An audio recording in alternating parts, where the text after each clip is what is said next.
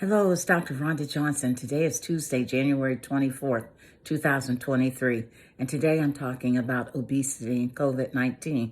Well, we've known since the early days of the pandemic that obese people have a higher risk of complications and more severe disease and more likely to die of COVID-19 infection.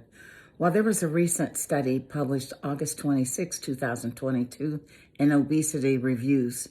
An international team of researchers did a meta-analysis where they reviewed literature from multiple peer-reviewed papers capturing almost 400,000 patients.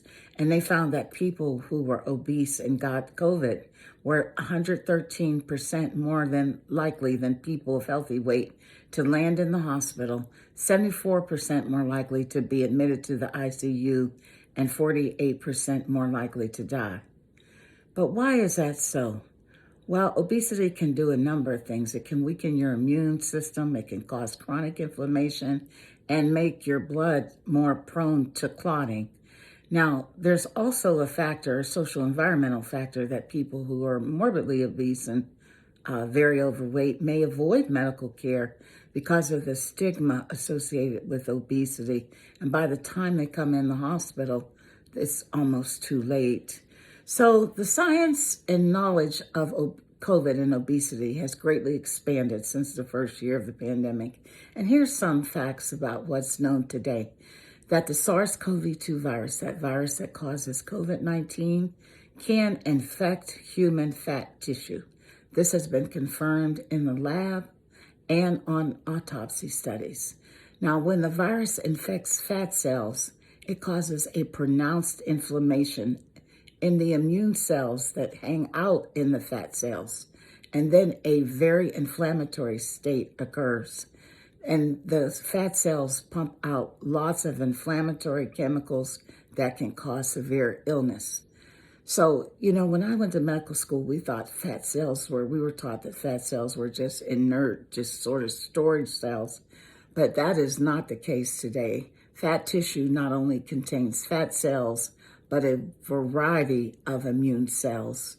So fat tissue surrounds our heart, our guts, our kidneys, our pancreas, and all of these organs can be majorly adversely affected by tissue inflammation. Now, it's also believed that fat cells have the potential to be a reservoir where the virus can hide out. And it's believed that fat cells may be contributing to long COVID symptoms as well. So what's the bottom line? Well, people with obesity should take extra care to avoid getting sick. And you know what that means by now. Washing your hands, wearing a mask, avoid large gatherings indoors, making sure you're in places with good ventilation, and getting your COVID vaccine and boosters. Now, there is good news. Obesity is a modifiable risk factor because we know that with time and perseverance, people can lose weight. Now, there was a study published in the Journal of the American Medical Association that looked at patients who had gastric bypass surgery and who contracted COVID.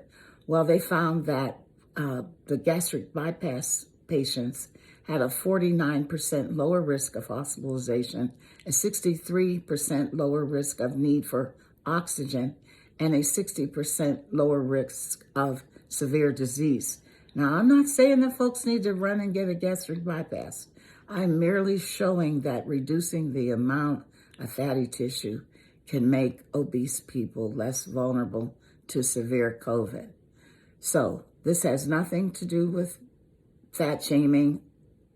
I'm not trying to do that.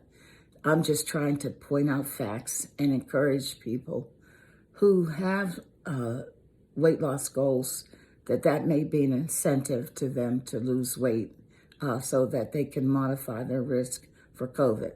So that's my message. As always, please consult your personal healthcare provider, your physician, your medical doctor for your own medical advice and care.